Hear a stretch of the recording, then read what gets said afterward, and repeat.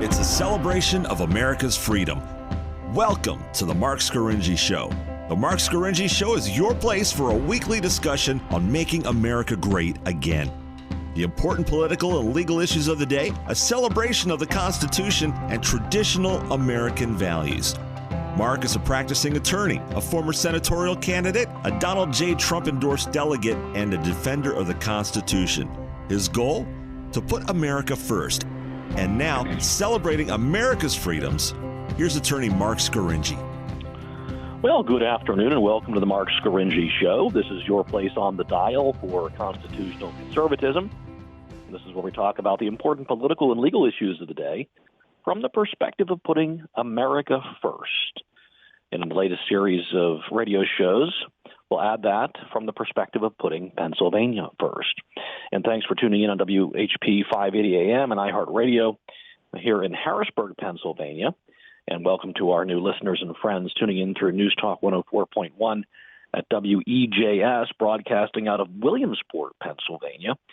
And that news station has been very busy of recent days and weeks, breaking several stories related to Governor Wolf's handling or mishandling of the COVID-19 coronavirus issue. And we'll get into that in a little bit later in the broadcast. If you'd like to watch prior podcasts of the show or read any of my columns on Penn Live or take a look at some of my great merchandise that we have, including our popular Right to Bear Arms muzzle shirt and the We're Glad You're Our Neighbor, Just Please Don't Kill Us yard signs and T-shirts, go to the MarcScaringiShow.com website. And for more political and legal news throughout the course of the week, don't forget to follow me on Twitter, Facebook, and YouTube. So the fight to reopen Pennsylvania continues. We've been covering this topic ever since it became such a prevalent matter in the news and the lives of so many Pennsylvanians and Americans. On Monday of this past week, I attended a rally on the Capitol steps in Harrisburg, Pennsylvania, right on the steps in front of our beautiful state capitol. The rally was organized by a group called Reopen PA and was attended by, I think, a couple thousand Pennsylvania small business owners, workers, patriots, and others. They were there to raise their voices loud enough so that Governor Wolf could hear them. They were demanding that the governor reopen Pennsylvania and end this excessive quarantine now. And we heard from State Representative Russ Diamond, who you heard on this show a week or two ago, and State Senators Doug Mastriano and Judy Ward. You heard Doug Mastriano on our show, I think, last week or the week before.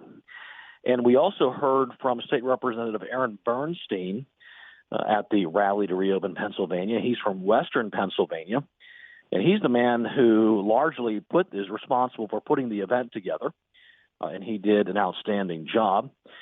Well, yours truly was there, and I spoke at the rally. I talked about the lawsuit we had filed against Governor Wolf and Secretary Levine in our effort to try to get the Pennsylvania Supreme Court to order this governor to strike down his executive order and reopen Pennsylvania. We talked about that lawsuit.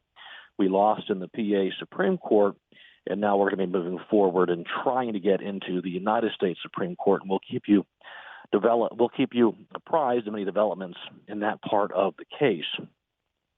You know, I've spoken at many political rallies over the course of my lifetime, and this one was probably the most visceral and the most emotional and real. It was palpable.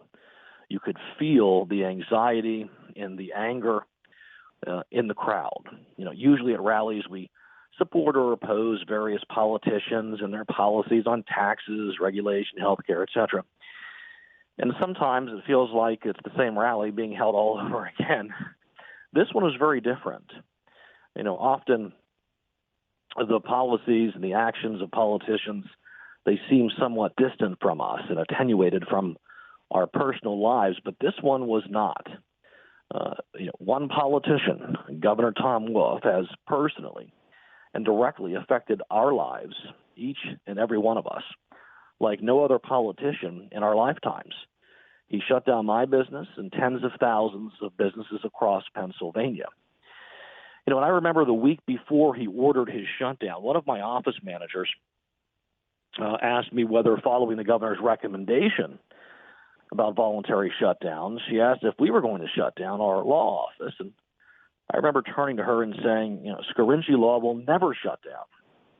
Well, a few days later, boom, the governor posts on his website at about 5 o'clock on Friday, the 29th or the 19th of March, that we must shut down and vacate our offices within the 3 hours, or we could be subject to criminal prosecution. Now, never in my wildest imagination did I even consider that a governor could shut down my business or tens of thousands of other businesses for any reason at all, let alone for a viral illness. I was stunned. I haven't felt that way for many, many, many years. And so many business owners across Pennsylvania felt stunned as well. We were told by the governor we had to vacate and evacuate our businesses, and we couldn't go back. That is something that is truly historic in a bad way. And so many of us, in my efforts through litigation, the state reps and the state senator who you've heard from previously on the show and at the Rally to Reopen Pennsylvania, they've worked through legislation. And then those men and women at that Rally to Reopen Pennsylvania, they're working through assembly, through our First Amendment right to freedom of assembly, to protest our government and ask for a redress of our grievances, the old language from the Constitution. And that's what was happening on the Rally to Reopen Pennsylvania. It was an historic and a remarkable day for the people of Pennsylvania and for small business owners across the state. The governor's decision to lock down and shut down Pennsylvania is the most hysterical and overreaching and unscientific responses to a viral illness in the history of our country.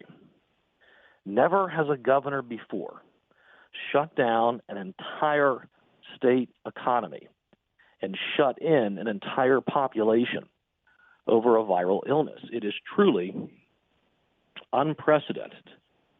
And we are seeing that so much harm has been created by this. And at that rally on Monday, the Rally to Reopen Pennsylvania, the Governor Wolf finally announced his plans to reopen Pennsylvania. Ironic, perhaps. Perhaps it's a testament to the importance of these political demonstrations that everyday Pennsylvanians have taken upon themselves to do to get this governor to listen to our concerns. But in any event, the governor on that day, he announced his plan to reopen Pennsylvania. It will utilize a 3-phase matrix. I love the way these government bureaucrats talk. It's going to be a 3-phase matrix to determine when counties and or regions are ready to begin easing some restrictions on work congregate settings, that's an interesting phrase, and social interactions. So this is the beginning, the theme of the governor's plan to reopen Pennsylvania. It's going to be determined by a 3-phase matrix. And he announced and unveiled his color-coded scheme, his color-coded plan, the red, yellow, and green colors. And he has colored Pennsylvania red, yellow, and green based upon geographical areas. And let's hope that you're in a geographical area that's green, because apparently green means go, red means stop, and yellow means somewhere in between. So you got to get on the governor's website and see which it's by region and county.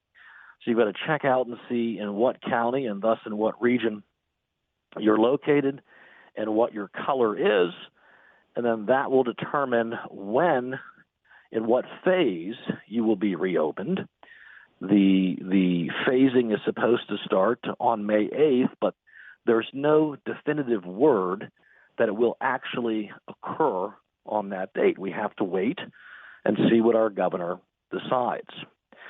We're going to talk more about the phase-in to reopen Pennsylvania, and we're also going to hear from our special guest, my good old friend, the state senator and the majority leader of the Pennsylvania State Senate, Jake Corman. When we get back from this very brief commercial break, you're listening to the Marc Scaringi Show.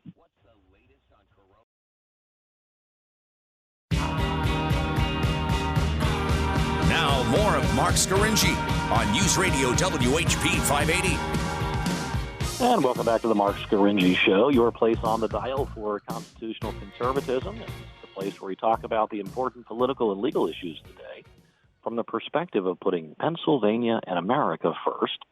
And we're talking about Governor Tom Wolf's, his business closure orders and his stay-at-home orders, shutting down and locking in so much of Pennsylvania. And now more recently, his plan to reopen Pennsylvania. We're all hopeful and anticipatory for that plan to commence. And we have today a special guest on the Marc Scaringi Show. We have State Senator Jake Corman. Jake is a Republican member and the majority leader of the Pennsylvania State Senate. He's represented the 34th senatorial district since 1999 when he was a young lad. The district includes all of Center, Mifflin, and Juniata counties and portions of Huntington, and includes State College. So welcome to my old friend, Senator Jake Corman. Good afternoon, Mark. Good to be with you. Well, nice to be with you, Jake. How are you doing today? I'm doing well. Enjoying a little bit of the NFL draft this weekend. Something new on TV for a change. So, but all things considered, we're doing pretty well. Well, a little change of pace from the very serious effort that the governor is undertaking, and I know you, as a leader in the Republican State Senate, are as well, to try to get Pennsylvania reopened. And I wanted to talk with you about that today. And we announced your appearance on the show, and we got some questions from listeners and followers on Facebook that some constituents here in Pennsylvania have got some questions for you. So we'll get into all of that. So we'll get into the current crisis involving the coronavirus and the shutting down, and as I said earlier, hopefully the opening up of Pennsylvania. But before we get into the reopen Pennsylvania plan, I want to take you back to March 19th, the day the governor issued his business closure order. That was about around 5 p.m. on a Friday afternoon. He ordered the closure of all businesses in Pennsylvania that he deemed to be non-life sustaining, gave owners and workers about 3 hours to vacate their businesses. And as a business owner myself, I was stunned by that announcement. Where were you, and where were you when you heard the news, and what was your initial reaction? I can't remember exactly where I was, Mark, but I think shock is probably a fair term. We've never seen a governor apply the emergency powers that the governor is given in the time of a state of emergency as we have with this governor and with this particular crisis. Now, it is a unique crisis, and I certainly, in my lifetime, don't have anything to compare it with. But to, in my opinion, stretch the constitutional provisions where the governor can control the traffic of individuals in and amongst an emergency, were certainly laid out for areas such as floods or natural disasters, something of that nature, where the emergency is in a contained sort of geographic region. To declare the whole state a state of emergency and tell people that live in like Huntington County, where I represent, which have so few cases of COVID-19, that you are in a state of emergency there, and so therefore you can't go to work and you can't leave your home. Again, I think it's a stretch of the Constitution, and I know he's gotten the backing of the Pennsylvania Supreme Court, and that's a whole nother matter to discuss. But clearly we've been uncomfortable with sort of the unilateral way that the governor has been operating. We initially, tried to work with him. That's obviously what you do in a time of emergency. You work together to do what's best for Pennsylvania. But as he continued to work in a independent fashion from the legislature, you've seen over the last few weeks the legislature pushing back, trying to pass legislation to allow some people to go back to work and try to set standards to what should be open, what should not be open, as opposed to at the whim of the governor or the secretary of DCD or Department of Health. So it's something that clearly, when this is all over, we're going to have to review because I don't think anyone ever envisioned anything such as this. And I'm a sort of as you know, a libertarian at heart, and to have someone deprived of their ability to work, to me, is uncomfortable. And to our listeners out there, we're talking with Senator Jake Corman, who is the majority leader in the Pennsylvania State Senate, a very important position any day, and even more so during this COVID-19 crisis that the Commonwealth is confronting. And I'll tell you, Senator, I have to call you Senator as opposed to Jake, right? Your description about your concern for how the governor used emergency management services powers designed for disaster relief to combat a viral illness is music to my ears. I wish I had you on the Pennsylvania Supreme Court. What you explained is exactly what I argued to our high court. I don't want to get into all of the legal minutia of that, but the disaster powers under the code are to enable the governor to come in and close off a city that's under a flood, or close off a highway that's been subjected to a mudslide, or buildings that have exploded or on fire due to earthquakes. And it's just not designed to address a viral illness. We have a law on the books, the Disease Prevention and Control Law. Its purpose is to combat the spread of communicable diseases. But I'm not going to argue this point. I lost this point in the PA Supreme Court. I'm going to try to take it up to the United States Supreme Court, see what they say. But I'll tell you, Senator, your tweet, the evening the governor announced this order, this as you say, unprecedented business closure order, I think was poignant, right on target, and actually it predicted the future quite well. You tweeted, "Every business is life-sustaining to someone, whether employers or employees. The economic devastation will last long into the future, especially for small business owners." Now, that was your statement at 8:56, March 19th, 2020. Right on point and very predictive of what has befallen so many small business owners and workers across Pennsylvania.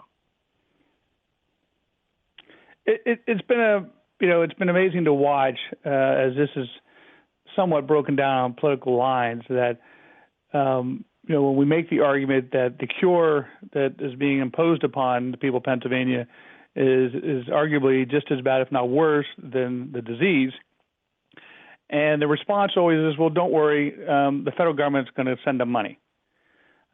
So, that's not really an answer, to be frank with you. And, I made the argument to the governor, to the Secretary of Health 3 weeks ago that you're bankrupting our hospitals. Our hospitals are sitting empty.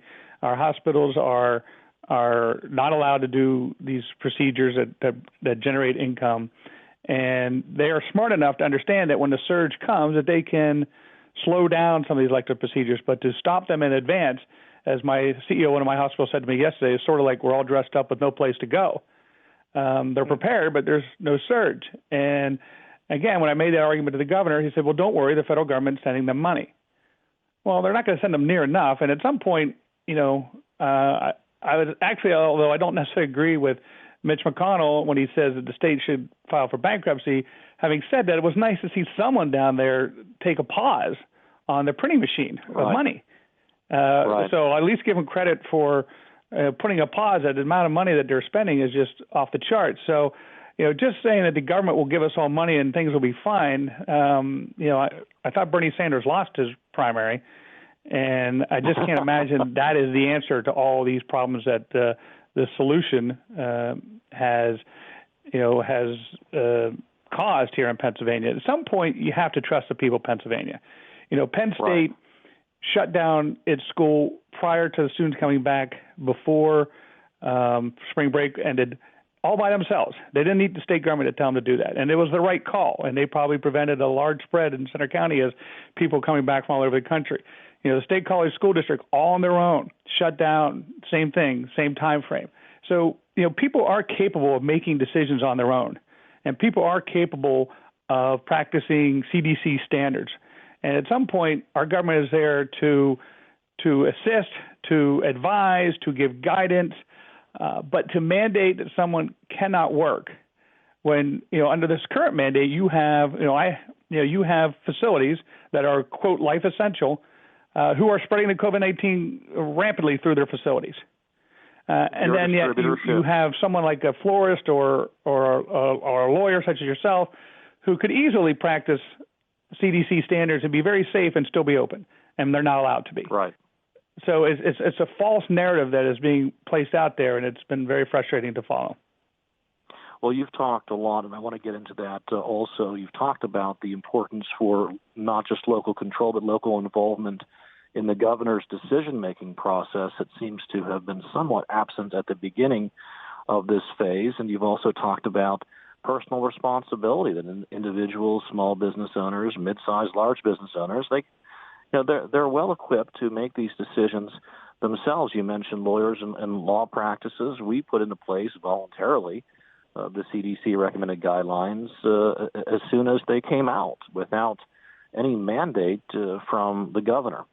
But I want to talk more about your involvement in the state's response to this crisis and how you think you can be helpful in getting Pennsylvania reopened, putting Pennsylvania businesses and workers back to work after we take this brief commercial break. So hang on, Jake, and hang on to our listeners and any of the listeners out there. You're welcome to call in and ask our state senator, our Republican majority leader in the PA State Senate, a question about his involvement in responding to the governor's business closure orders, what he thinks we can do to reopen Pennsylvania. Call in 717-540-0580 and talk to State Senator Jake Corman. We'll be back right after these brief commercial messages.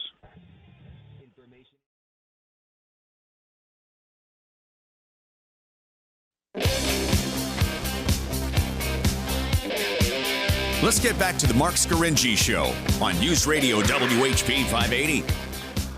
And welcome back to the Marc Scaringi Show, your place on the dial for constitutional conservatism. This is the place where we talk about the important political and legal issues of the day from the perspective of putting Pennsylvania and America first. And we certainly have an important political and legal issue of the day, Governor Tom Wolf's business closure order, his stay-at-home orders, and now his plan to reopen Pennsylvania. And we're here talking with our special guest, Jake Corman, Pennsylvania State Senator from the 31st State Senate District, and also the majority leader in the Pennsylvania state. Welcome back, Senator Corman. Thanks, Mark. Good to be with you. So, Jake, you are the majority leader in the Senate. You're the second highest ranking. You've got the second highest ranking position in Pennsylvania's upper chamber. Your party controls the Senate, a rather powerful position that you hold. The question that I have is, did the governor consult you before he issued his business closure order on March 19th? The governor has tried to keep us in the loop on things, and either at the staff level. If I recall, on the March 19th, it probably was communicated to my staff that this was going to be expanded to statewide. So he doesn't necessarily call me personally. We do a conference call once a week, but I guess I don't. The other day, the governor said that he wanted to work with us on appropriating the COVID-19 federal money. Am I responsible? What's that mean? And he said, well, I want to work with you. I said, well, do you want to work with us that we pass an appropriations bill and you sign it? That's working with us. You telling us what you're going to do and then doing it is not working with us. So I think they've tried at their best at the staff level and through the governor to keep us informed. And I think they're trying now, because I think they're feeling a little pressure and they see that our pushback to be more inclusive as us in the process. But that specific date, if I recall correctly, they let me know at the staff level what was going to happen. See, See, I find that to be remarkable, Jake. And we've got some callers on the line, so I want to get to the callers in a second. But the governor declared his disaster emergency on March 6th, the statewide disaster emergency declaration on March 6th. And it wasn't until March 19th when he issued a statewide business closure order, which, of course, has never happened before. There's no historical legal precedent for what he did. One would think that within those 2 weeks, he may have picked up the phone and talked to the leadership in the Senate and the House and said, gentlemen, I'm about to shut down tens of thousands of businesses across Pennsylvania and cause the furlough or layoff of over 1 million Pennsylvanians. What do you think about it? Do you gentlemen who essentially run the General Assembly, do you have any thoughts about how we should approach this? Well, we did have, to be fair, I mean, we were doing biweekly conference calls, and I can remember specifically before that, the Speaker of the House, in a passionate way, asking the governor not to do that. He thought that was not the appropriate way to move forward to shut down private businesses. So there was a conversation, so I don't want to say there wasn't any. And as I said, the Speaker was pretty clear in his passion for him not to do that. But again, this governor is operating under amazing powers at this point in time, which we will need to review at some point. Right. But I do remember we did have the conversation, and the Speaker was very clear on his opinion on it. And to our listeners, we're talking with State Senator Jay Corman, the majority leader in the Pennsylvania State Senate, 31st Senatorial District in central Pennsylvania. And we have some callers on the line, so we want to try to take some calls. And Senator, and to the listening audience, bear with us. We're still doing this remotely. I'm in the bedroom of my home in Camp Hill. I'm not in studio because of the COVID-19 precautions that iHeartRadio and WHP have in place. So there might be a little delay or technical issue here, but we're going to try it. Let's see. We have Greg from Camp Hill. You're on the Marc Scaringi Show. Hello, Mark. Great job. Yes, Greg. How are you? Rothman. I'm well. Hey, I wanted to ask Senator Corman, and enjoying listening to him. We were disappointed in the waiver process that they didn't give a blanket waiver to real estate, and I think Jake, like me, our family has been in real estate. We have siblings in real estate. Any movement, any thought on the House bill that we expect we're going to pass out this week, the Senate taking up? And Jay, before you answer that, Jay, before you answer that, we're hearing from Greg Rothman, who is our state representative here in Cumberland County. For our listening audience to know that State Representative Greg Rothman's on the line, and he's posing a question to the State Senator Jay Corman on real estate agencies. Go ahead, Jake. The thing that the House passed a lot of significant pieces of legislation last week, and the only thing that gives me any hesitation, Greg, is, as I said earlier, I don't think I don't think we should be picking who should be open, who shouldn't be open. I think we should be saying if you can adhere to CDC standards, then whether you're selling real estate, whether you're practicing law, whether you're a florist, whatever it may be, you should be allowed to be open. That's the key component. And whether we pick out construction as we have in the past, or auto sales, or whatever it might be, what am I saying to those who aren't in that field that they can't be open? That I'm not passing legislation for them. So that was what's so important about 613, which you guys amended in the House and sent to us, is it set standards in place that allowed businesses to know what the standards were so they could be open. And that's one of the reasons why we also passed a bill to you, which you amended out, which was the local counties having the options to make final decisions because they would know in their community better than someone at DCED or Department of Health. So I guess I would, instead of taking the approach, and I understand, like Representative Rosebell, I liked quite a bit because it set standards that, curbside pickup, just like the LCB is going to do, and you can be able to operate. And so I think that's the approach that we ought to be taking instead of trying to pick out what parts of the economy we should let open and what not. That's what the governor did, and I think he was wrong to do it. Sure, I appreciate that. I guess it's just trying to, since he vetoed the bill that would have done that, it's trying to at least highlight these businesses. I think we've got one with allow restaurants to do sell spirits with takeouts. We've got a garden center bill, and And of course, he's going to veto every one of our bills. I mean, that's clear. He looks at all of them as an infringement upon his powers under this emergency. So, he's even going to veto the telemedicine bill over a completely red herring ideological view of the world when it comes to abortion, which we don't need to get into now if you don't want to. But he looks at all this as an infringement on his powers, and I don't think he's going to sign any of these bills. Well, I appreciate what you're doing over in the Senate, and keep up the good work. Mark, thank you, too. You too, Greg. Take care. Well, thank you. That was State Representative Greg Rothman, who's my state rep down here in Cumberland County, so we're glad to hear from him. And he's obviously working hard and pushing hard to help reopen Pennsylvania. And you heard the state representative and the state senator have a discussion about legislative process. This is a very transparent a Republican party in the General Assembly, isn't it, Jake? You're hearing it right here live on the Marc Scarinci Show. Absolutely.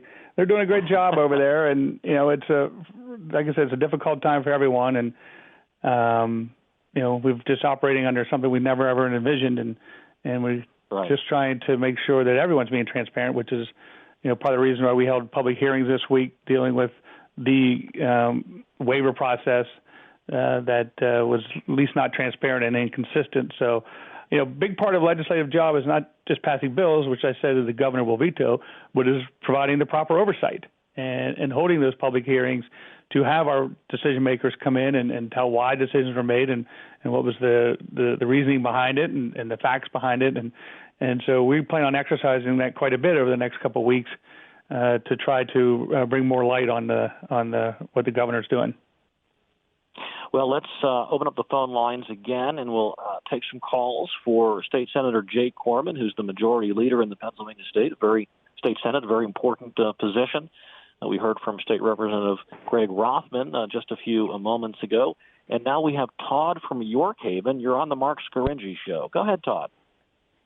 Mark, thanks for taking my call.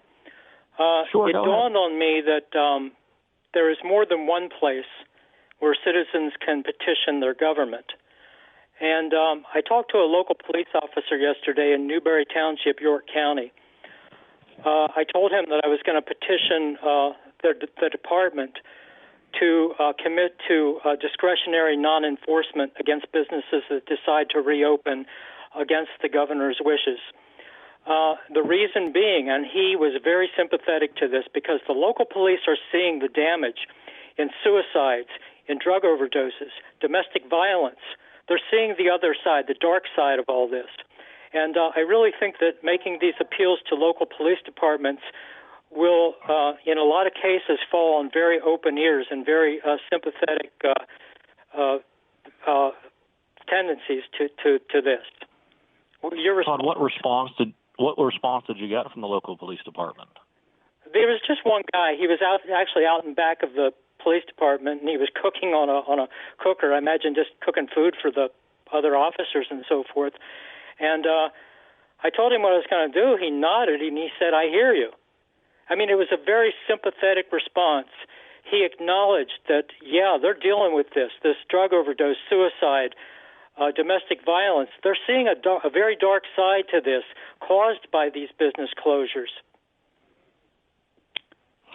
Well, a lot of that gets back to, as I said earlier, the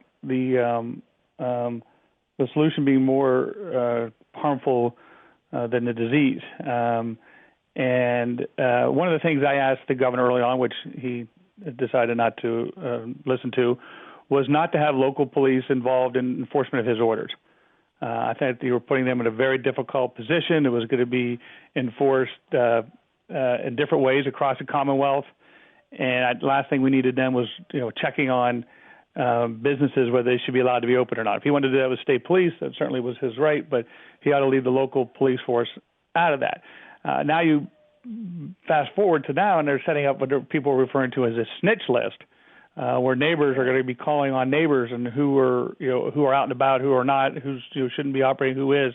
And that's just a very negative, destructive setup, in my opinion, that you have Pennsylvanians reporting on each other. Again, if he controls the state police. If he wants the state police to enforce his orders, then so be it. But to put community members at odds with each other during this crisis, I think, is out of bounds. Unfortunately, he hasn't seen it that way. But to me, I just think it sets up a very difficult community issue, which could lead to some long time. Just to give you an example, Senator, could you hold that thought for just a few moments? We're going to take a very brief commercial break. Todd from York Haven, thanks for calling. We got to take a break. We'll be back after these a few commercial advertisements. Thanks for listening to the Marc Scaringi Show.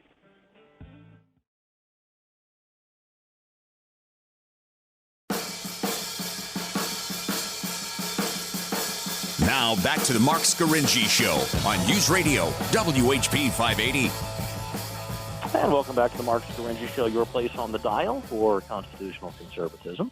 We have with us Pennsylvania State Senator Jay Corman, the majority leader in the Pennsylvania State Senate, and he is taking our questions and hearing our concerns, and he's working hard for us in Harrisburg to get Pennsylvania's businesses reopened and get Pennsylvania workers back to work. And we've got a couple of callers on the line. They've been holding for quite some time. I'm going to ask them to hold for just a little bit more. I want to get one other issue in front of the senator, get his response, and then I promise we're going to get to those phone calls. And that is, Senator, there seems to be now a discrepancy in how we're calculating the death count. And that's a pretty important thing, the calculation that is used, because the death count was used to form the governor's decision to issue the business closure order. The death count is a critical factor in his plan to reopen Pennsylvania.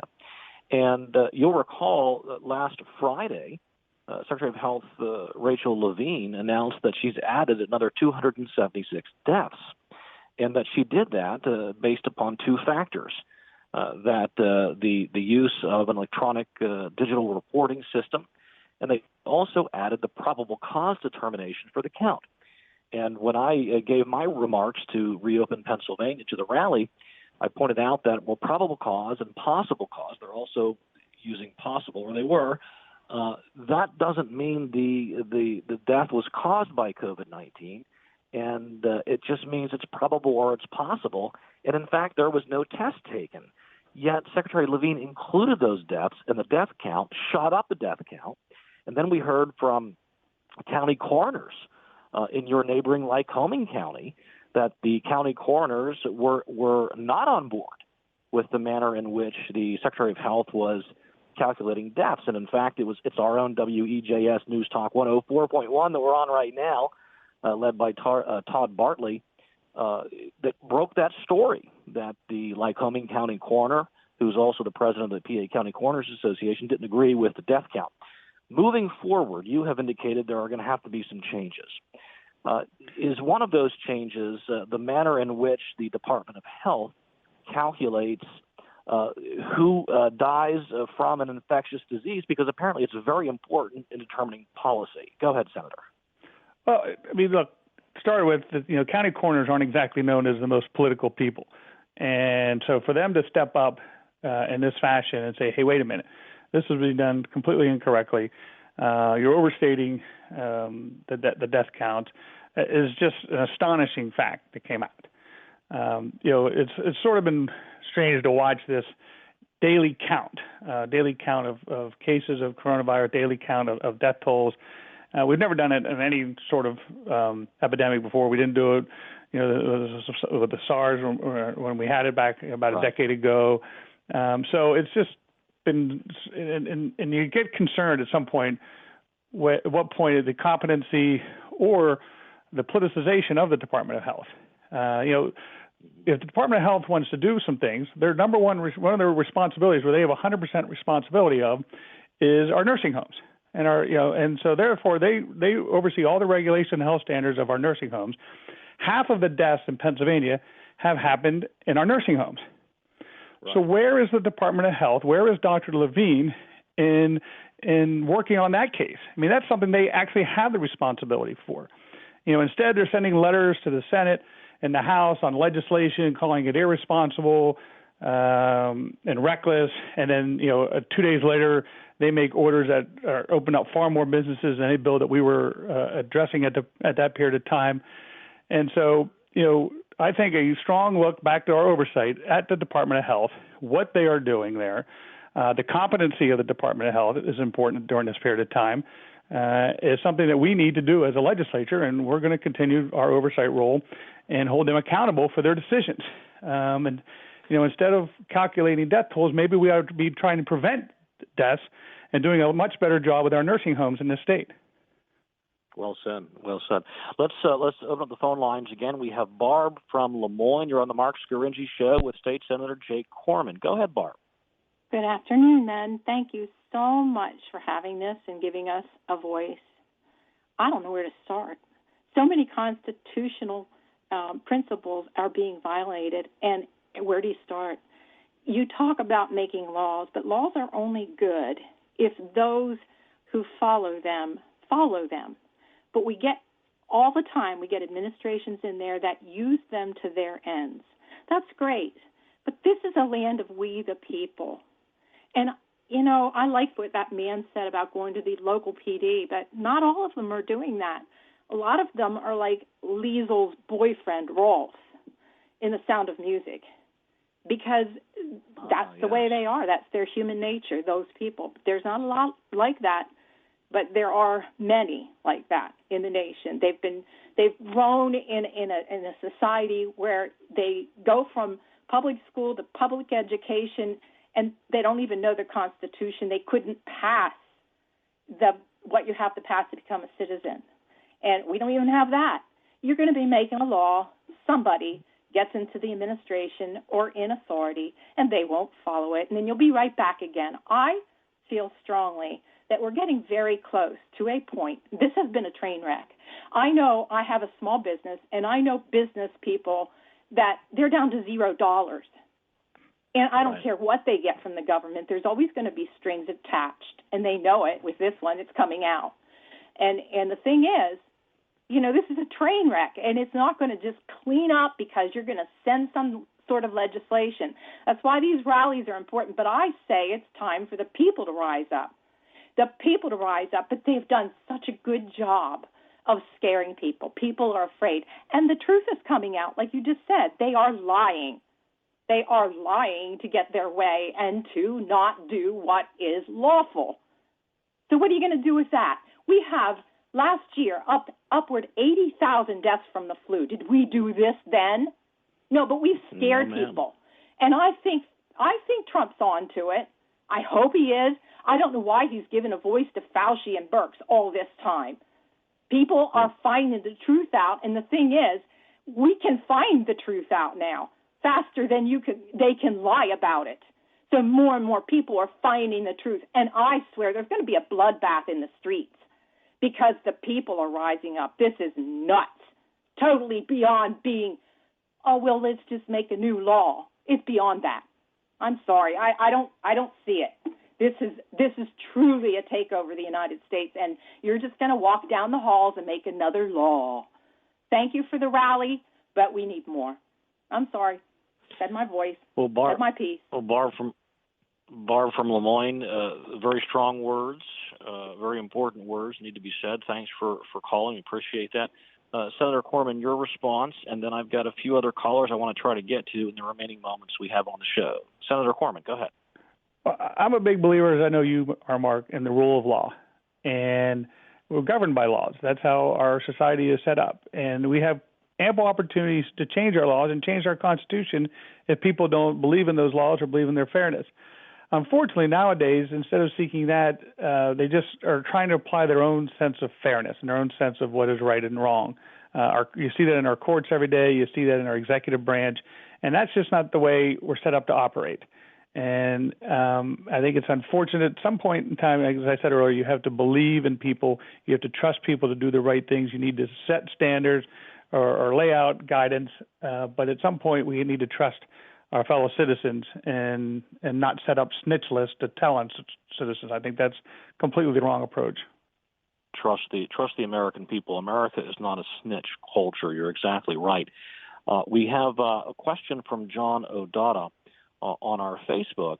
Speaking of changing the law, would you consider passing a law or an amendment to the Pennsylvania Constitution limiting the governor's emergency powers to, say, 30 days, and then longer would require the approval or the renewal of the General Assembly. So is there any talk in the General Assembly about passing a law or amending the Constitution to limit the governor's disaster emergency powers? Senator Corman.